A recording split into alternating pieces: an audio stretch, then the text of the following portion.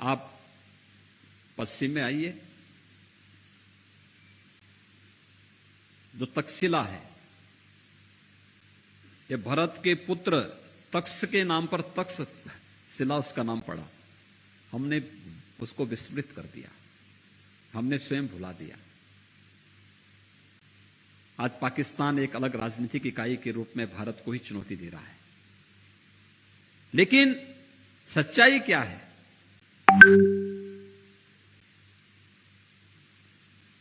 सच्चाई का पक्ष यह है कि वह 1947 के पहले भारत का हिस्सा था और राम, मर्यादा पुरुषोत्तम भगवान श्री राम ने अपने समय में ही अपने भाई के पुत्र को वहां का शासक बना करके भारत की सीमाओं को जो विस्तार दिया था। रामायण और महाभारत की कहानियां हमें बहुत कुछ कहती हैं, बहुत कुछ सिखाती हैं। भारत की उत्तर से दक्षिण और भारत की पूरब से पश्चिम तक की विस्तार को किस रूप में हमारे सामने प्रस्तुत करती है, ये तो बृहत्तर भारत का एक दृश्य हम सबके सामने आज भी हमारे धार्मिक ग्रंथों के माध्यम से हमको देखने समझने को मिलता है। लेकिन हम लोगों ने तो ये मानसिकता का प्रश्न, ये केवल हमारी मानसिकता का भाव है कि बहुत सारे लोगों ने तो राम के अस्तित्व पर अयोध्या में ही प्रश्न लगाने का प्रयास किया था। उस समय भी जब श्री राम जन्मभूमि के लिए आंदोलन चल रहा था,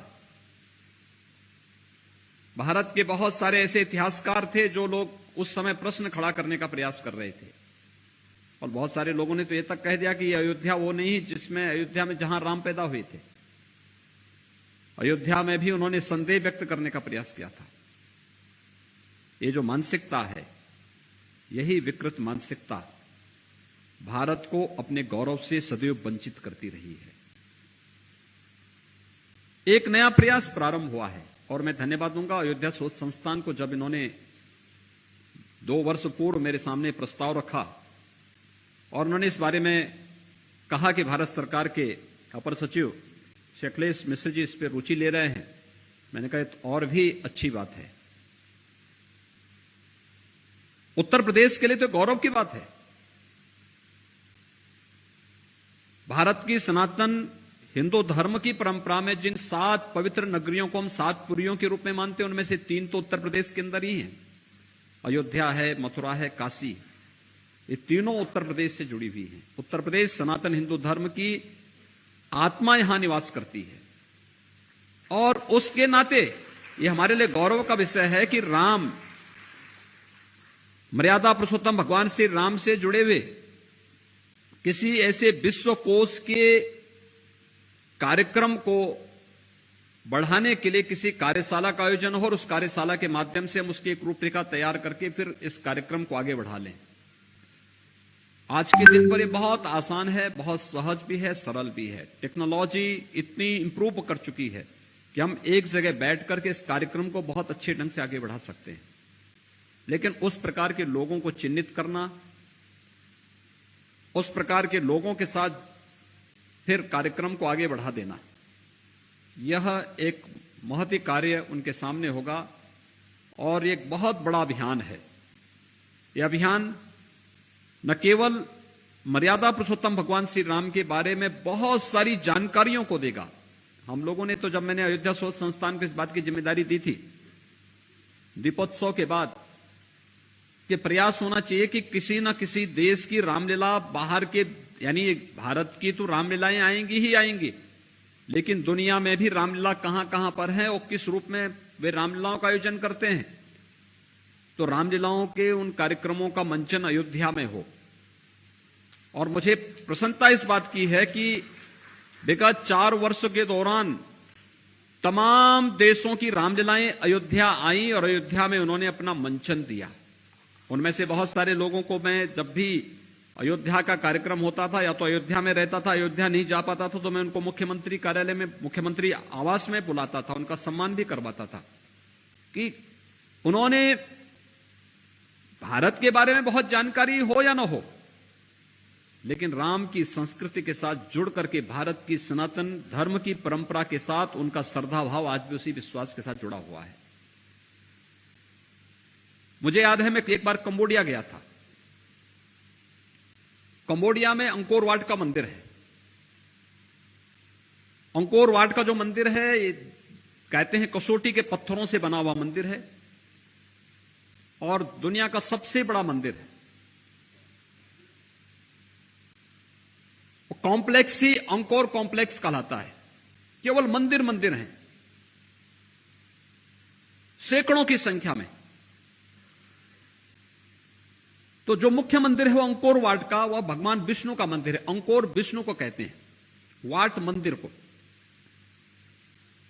तो कंबोडिया में जब अंकोर वाट के मंदिर में मैं गया तो मैंने देखा कि मंदिर के जो पत्थर हैं, कसौटी के पत्थर, उनमें चित्रों के माध्यम से पूरी रामायण को उकेरा गया था।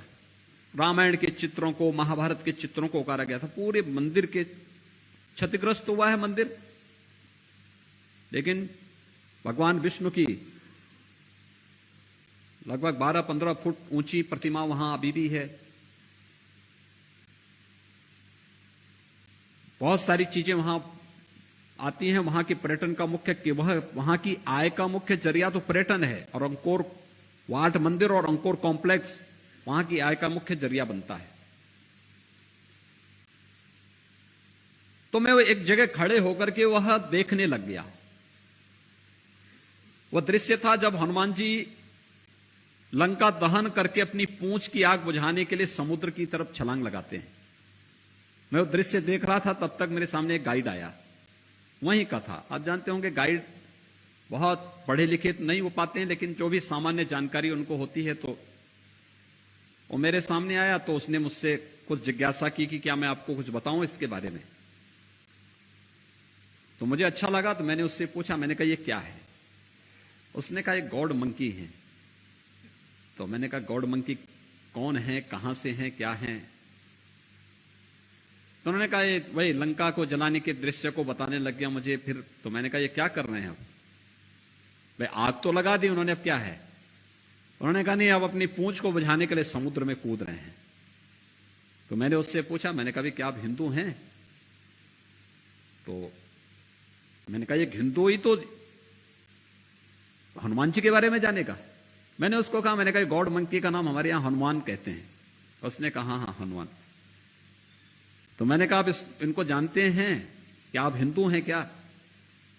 उसने इस बात को कहा कंबोडिया के अंदर। उसने कहा देखिए मैं हिंदू नहीं हूं, मैं बौद्ध हूं, लेकिन हां बौद्ध की ओरिजिन हिंदू है। हिंदू से ही वो आया है, हिंदू से ही पैदा हुआ है। कंबोडिया में एक सामान्य 8वीं तक की शिक्षा जिसने प्राप्त की हो, 20 साल का वह युवक जब मुझे रामायण के उस चित्र को बताता और हनुमान जी का दृश्य सामने आता है, वो मेरे सामने इस बात को वहां पर इस रूप में व्यक्त करता है। हम यहां उपासना विधि को लेकर के विवाद खड़ा करते हैं। हम यहां छोटी छोटी बातों को लेकर के एक वितंडावाद खड़ा करते हैं, और हर एक व्यक्ति के मन में एक खुरापात घूमती है कि एक सकारात्मक दृष्टिकोण जोड़ने की बजाय कैसे हम तोड़ करके इस पूरी परंपरा को खराब कर सके। लेकिन वहां बैठा हुआ एक व्यक्ति जो न जाने कितने लोगों को प्रतिदिन वहां पर अंकोर वाट मंदिर के उन दृश्यों के बारे में अवगत कराता है, अपनी स्वयं की आजीविका को भी चलाता है, देश की आर्थिक उन्नयन में भी योगदान देता है, लेकिन वहां उसको यह मालूम है कि वह बौद्ध है। लेकिन बौद्ध होने के साथ साथ उसे यह भी मालूम है कि बौद्ध की ओरिजिन क्या है, और वह निसंकोच इस बात को अंकोर वाट में रह करके बोल सकता है, व्यक्त करता है। आप भारत के अंदर इन शब्दों को बोलेंगे तो यहां पे बहुत सारे लोगों की सेकुलरिज्म को खतरा पैदा हो जाएगा। यह सेकुलरिज्म जो शब्द है, यह सबसे बड़ा खतरा है भारत की इन समृद्ध परंपराओं को आगे बढ़ाने और वैश्विक मंच पर उसे एक स्थान मिल सके, वहां पर प्रस्तुत करने में जो सबसे बड़ी बाधा है वह यही है। और मुझे लगता है उससे उभर करके हमें बहुत शुद्ध, सात्विक और स्वस्थ मन से इस दिशा में प्रयास प्रारंभ करने होंगे। उस समय मैंने इस बात को कहा था, भी इंसाइक्लोपीडिया ऑफ रामायण के बारे में कुछ चर्चा होनी चाहिए, कार्यक्रम होने चाहिए। रामलीलाओं के आयोजन हो रहे हैं। अब आप तो रूस से भी रामलीला का मंचन, रूस की भी टीम आई थी, लाओस से, कंबोडिया से, इंडोनेशिया की तो खैर फेमस है ही रामायण।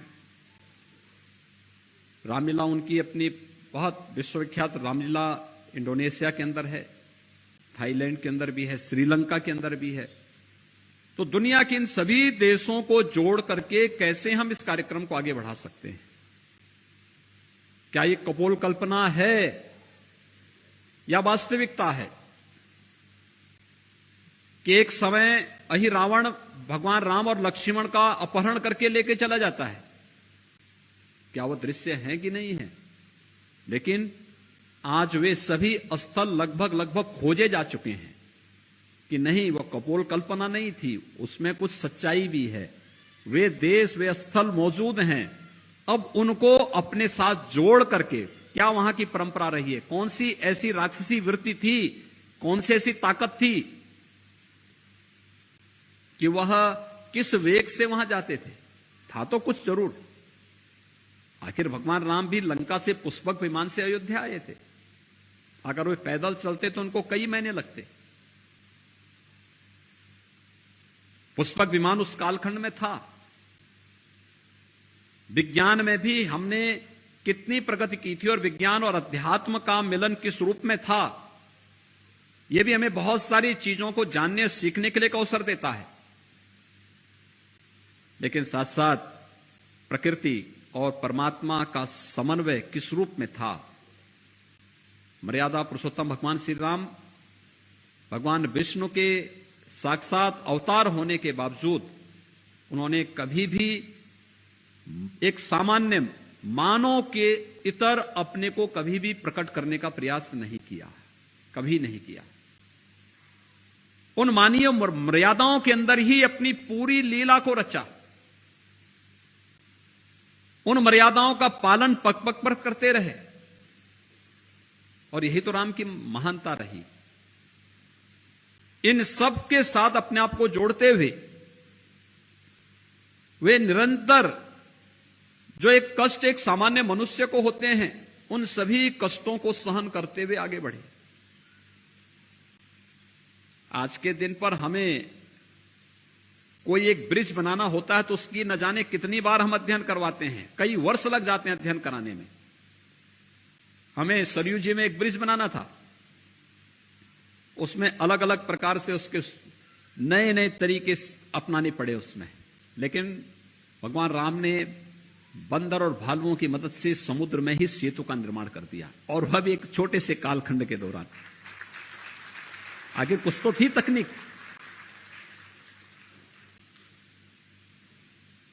ये encyclopedia of India, encyclopedia of Ramayana हम सबको वहां ले जाने के लिए बाध्य करेगा।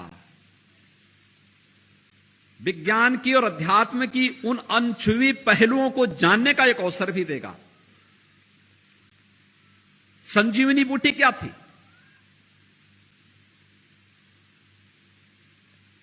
लोगों के लिए कौतूहल और आश्चर्य का विषय होगा, लेकिन कुछ तो था ना। हनुमान जी में ऐसा क्या वेग है? आज के दिन पर हम एरोप्लेन को भी उड़ाएंगे, श्रीलंका जाने में उसको 4 घंटे लगेंगे।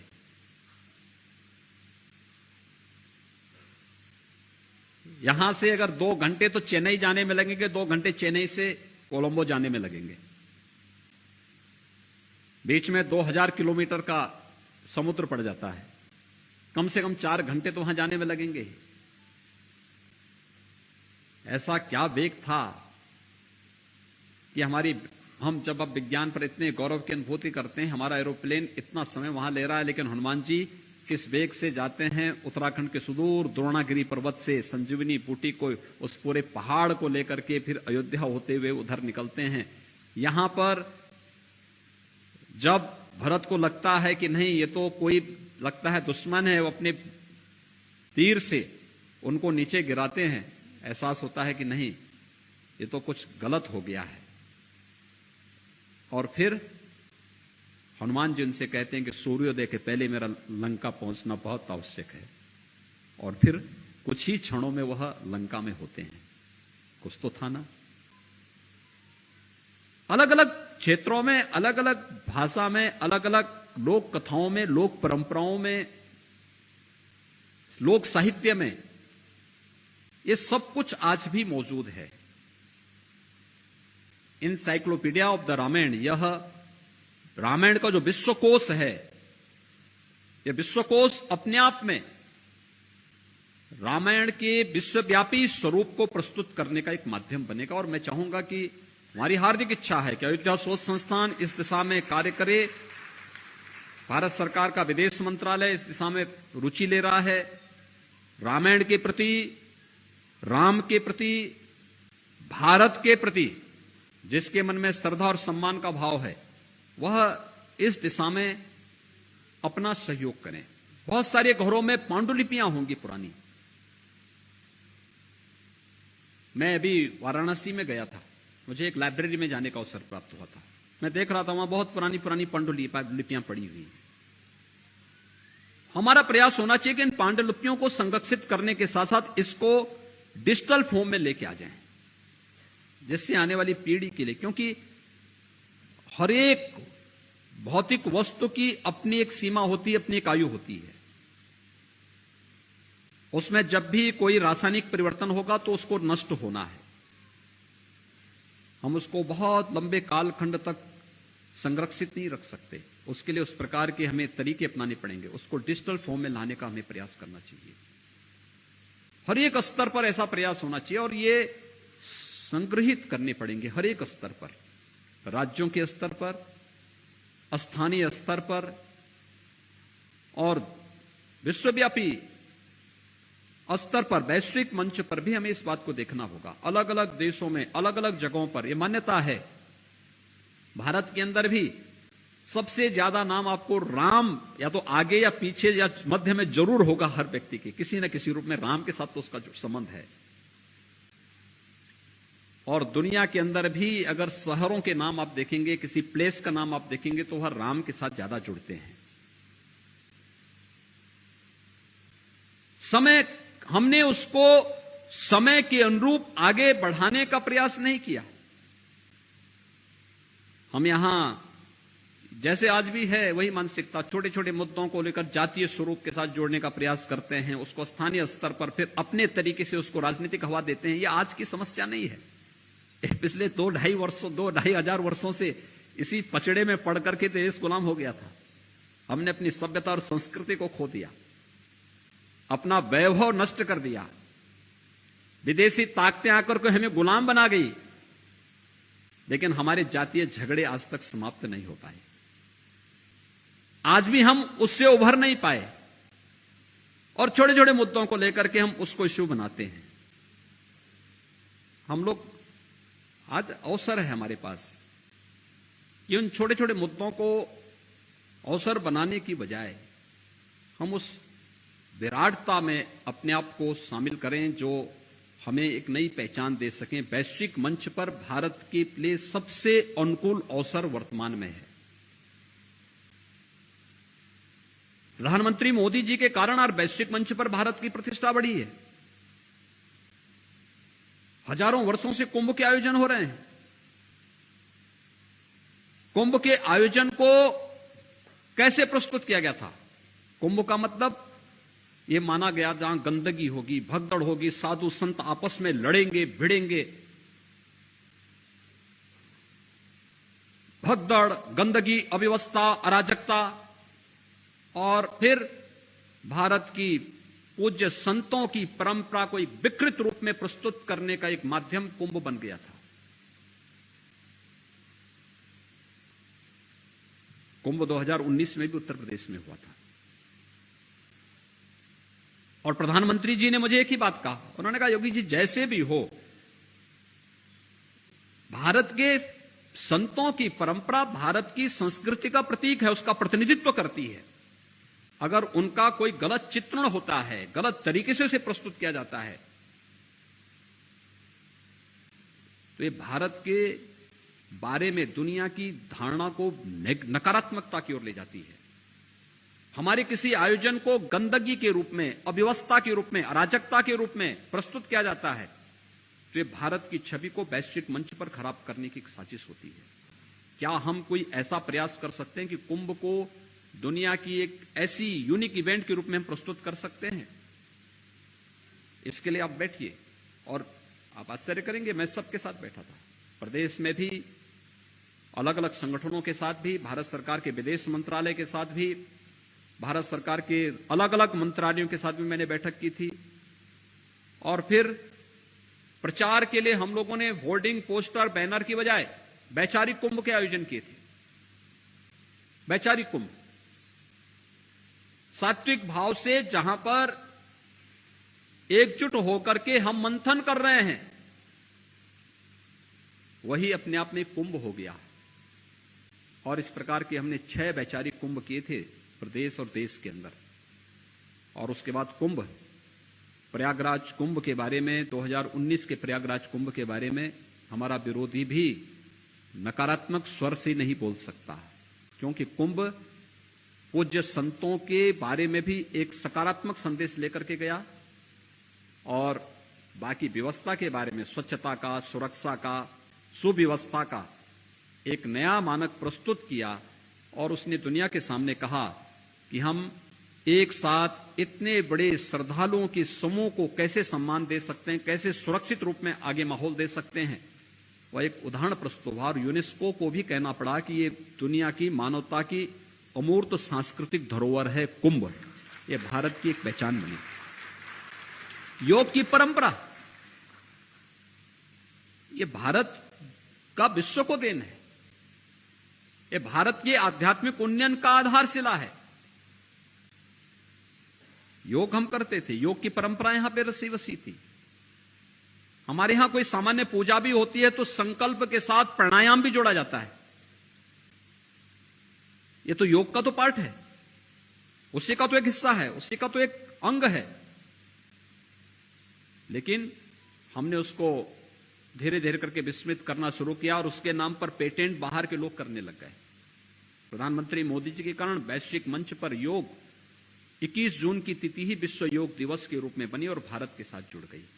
आज दुनिया भारत के साथ, योग के साथ जब जुड़ता है, वैश्विक मंच पर भारत की इस पहचान को आगे बढ़ाता है।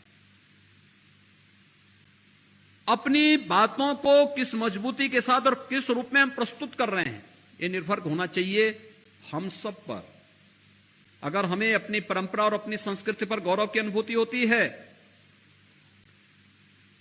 और हम उसका प्रस्तुतिकरण उसी रूप में करते हैं, तो वैश्विक मंच पर वह भी सम्मान पाएगा, हम भी सम्मान पाएंगे। लेकिन अगर हम नेगेटिव बोलते हैं, जितने लोग भारत के खिलाफ वातावरण खड़ा करते हैं ना, इन्हें दुनिया से चंद जूठन के रूप में पैसा मिल जाता होगा, लेकिन दुनिया के अंदर इनकी कदर कुछ नहीं है। लोग मानते हैं कि अपने देश में गद्दारी कर रहे हैं, दुनिया के हितैषी नहीं हो सकते ये लोग। ये हमेशा इनकी प्रवृत्ति नकारात्मक है और ये बिकाऊ लोग हैं। इनके बारे में वही धारणा है। चंद पैसों के लिए ये लोग अपनी आत्मा को बेच चुके होते हैं। इन लोगों से कोई उम्मीद भारत तो नहीं करता है, लेकिन जहां का ये जूठन खाते हैं वे लोग भी इन पे कोई विश्वास नहीं करते हैं। उनका केवल यूज करते हैं। यूज होने वाली वस्तु हमेशा थ्रू भी कर दी जाती है, फेंक भी दी जाती है। तो वैसी इनकी भी स्थिति है। भारत के बारे में दुष्प्रचार करने वाले, भारत के बारे में गद्दारी करने वाले, भारतीय संस्कृति और भारतीय समृद्ध परंपरा के बारे में जो लोग दुष्प्रचार कर रहे हैं, वे वही लोग हैं और उनकी वही दुर्गति होनी है। वे ना घर के हैं ना घाट के हैं। और इसलिए मैं आप सबसे कहूंगा, मुझे बहुत प्रसन्नता है कि यहां पे global encyclopedia of the Ramayana की यह कार्यशाला एक अच्छी और सकारात्मक पहल है और मैं चाहूंगा पहले दिन से हम इसको डिजिटल फॉर्म के साथ जोड़ लें और दुनिया के सामने उसको लें। भाषा का कोई विवाद नहीं होना चाहिए। भारत की हर भाषा को इसके साथ जोड़ा जाना चाहिए, दुनिया की हर भाषा को जोड़ा जाना चाहिए और फिर उन सभी को एक साथ जोड़ करके दुनिया के सामने भारत की इस समृद्ध परंपरा को, मर्यादा पुरुषोत्तम भगवान श्री राम की परंपरा को प्रस्तुत करके हम भारत की समृद्ध सांस्कृतिक विरासत को वैश्विक मंच पर उसी मजबूती के साथ लेकर के जाएं जिस मजबूती का वो सचमुच हकदार था। दुनिया के अंदर पहली संस्कृति है जो राम की संस्कृति है, जो वैश्विक मंच पर गई, और भगवान राम के हजारों वर्ष के बाद में बुद्ध की संस्कृति वैश्विक मंच पर पहुंच पाई। आज आप दक्षिण पूर्व एशिया के देशों में जाएंगे, बुद्ध की मौजूदगी आपको हर एक जगह देखने को मिलेगी। ये भारत के लिए गौरव की बात है और हमें उस परंपरा को उसी रूप में आगे ले जाना पड़ेगा।